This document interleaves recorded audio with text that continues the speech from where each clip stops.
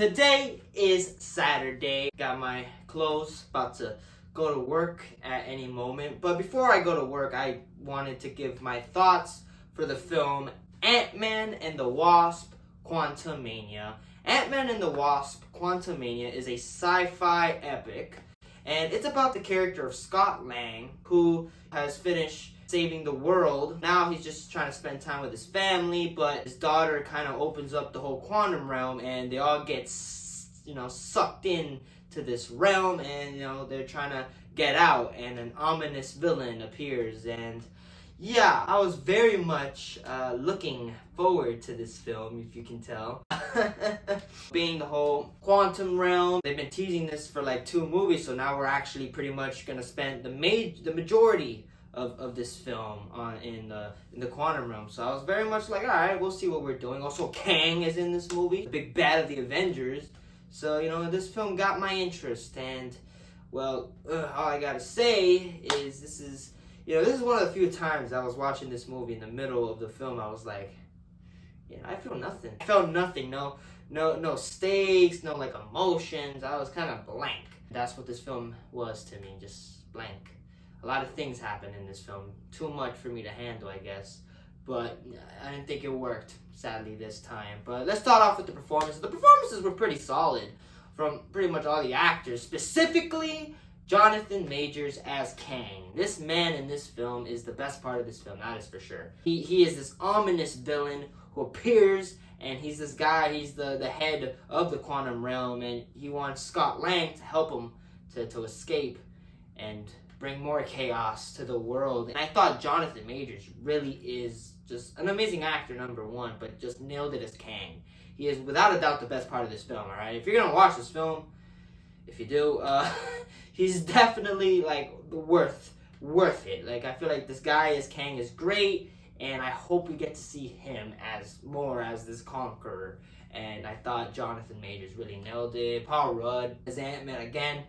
Saved the world, created an audiobook. He's now famous, and he saved the world from Thanos. He's living his life, writing books, and he gets sucked to the quantum realm and tries to get out, and with his daughter, who is now grown up because of the whole snap. And Paul Rudd is great. That's not a shocker. Paul Rudd is great as Ant-Man. He's always great as Ant-Man. I'm glad they, I guess, gave him more emotion in this film, especially the whole daughter and shit. I like Paul Rudd. He's just a lovable dude.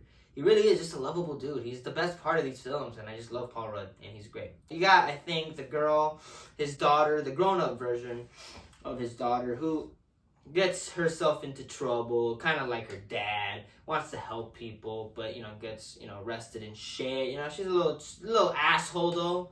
A little asshole to her dad. A lot in this movie. And, yeah, she was fine in the movie. I didn't hate.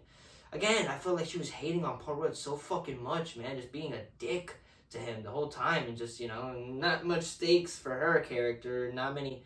For her to this is her first time fighting in a battle. She does it flawlessly, and it's like, what the fuck?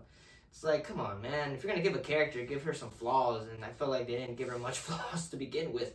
But she did the best she could. I thought she was fine. Michelle Pfeiffer was there. She was in the movie. The way I was said it, Michelle Pfeiffer, as if she was something else. She was fine in the movie. I love her as Catwoman, of course, the mother of Hope, and she again kind of didn't say much, kind of just led everybody to their doom. Didn't say, who's running the quantum realm, and giving people an insight to who fucking Kang is. And yeah, it's kind of fucking weird, right? Like, Michelle Pfeiffer, again, she was fine in the movie, but it's like, this is this ominous dude in this fucking realm, and you're just not telling anybody. You're just gonna keep your fucking mouth shut. Like, damn well they're trying to, like, be in the quantum realm and trying to enter it. And I think they were trying to as well. Like, in fucking Ant-Man and the Wasp, in the credits, they were kind of trying to fucking go to the quantum realm. So now she's like, oh, man, you cannot go to the quantum realm. It's weird.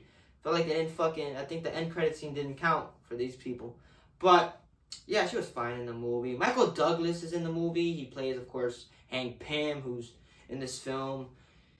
He's there. He's in the movie. Doesn't do much. The character of MODOK, that's the character people are very much intrigued by. He's Of course, I don't want to say much about his character without spoiling it, but all I gotta say is, that's all I gotta say. Performances all around is fine. Nobody has a standout except for like Kang, who's fucking remarkable in this movie. But all around the performances were pretty solid. But again, because of the writing, it held it down a bit.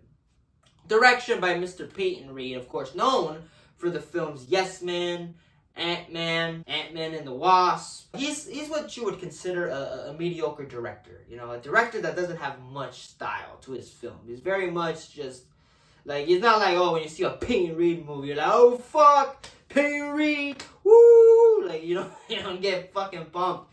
Like, Peyton Reed isn't a director where I fucking feel like, oh, he's a solid director or something. Like, you can very much tell the film there's not much style. It's just shot there, and that's about it. The writing by Mr. Jeff Loveness was, of course, known for writing stuff for Rick and Morty. You can very much tell that, this movie's a little bit of Rick and Morty, especially with the Kangs and shit. But yeah, the writing isn't the best. A lot of shit happens in this story, and most of it doesn't work. I felt like they focused a lot on I don't know what, but they should have gave it a more character work. I feel like if this movie was just them dealing with the character of him losing his daughter, like time with his daughter and shit, they never focus on that at all. Like the trailer fucking lied to you guys, ladies and gentlemen. It has nothing to do with all time and losing your daughter and shit. None of that. And I felt like the trailer deceived us. And now they're suing people for that. So fucking sue Disney for that shit, bro. Because I feel like it would have been a better character study and shit, but I guess not. The writing wasn't the best. The chemistry is always, the chemistry between everybody is solid. That's the point. That's what makes Ant-Man movies as good, is everybody works well together, especially the family. I thought all four of them were they worked very well with each other. And that's the best I can give to this film, really. And the visual effects is a little wonky. A little crazy at times, you know what I mean? It looks good, and then it looks really shit. It looks good. Okay, this is the thing. It looks good. It looks kind of good, and then it looks fucking shit, like absolute garbage. Jesus Christ. I don't want to say much, but goddamn, that visual effects were not good at all. Some Spy Kids shit. That's all you need to know. Some Spy Kids shit. But some were fucking great. So I don't know, man. It's crazy. Like, the visual effects is not consistent. And it's, not good. The music is good. Mr. Christopher Beck did a pretty solid job with the composing. And, all around, I don't know. Disappointing film, definitely. Felt like this film, for it being, this is definitely the most serious Ant-Man movie. And it still felt like a Marvel film. Which, I feel like Marvel's just been playing it safe, man. They're not taking risks. They're playing it safe with specific moments. I felt like things could happen, and they don't. Instead, it's like, oh, fuck. I don't want to say it, but, there's moments in the film where you're like, oh, shit, they do this. They're fucking taking risks, and when it does it, it's like, damn it. You're, sad. It's like, fuck, Marvel. You could have gone there. But you played it too safe, and that's what happens, and, it didn't work out. I'm gonna give this film a 2 out of 5 stars. A film I'm probably not gonna see again. If I do, I might need a little bit of the booze, a little help there. And not the best film. Definitely the worst out of Ant-Man's trilogy. And we'll see. Not a great start to Phase 5. I am hyped for Guardians 3 though. I put my trust in Mr. James Gunn. He's yet to fail me. So I'm very much looking forward for that one. So, those are my thoughts. See you guys in the next review.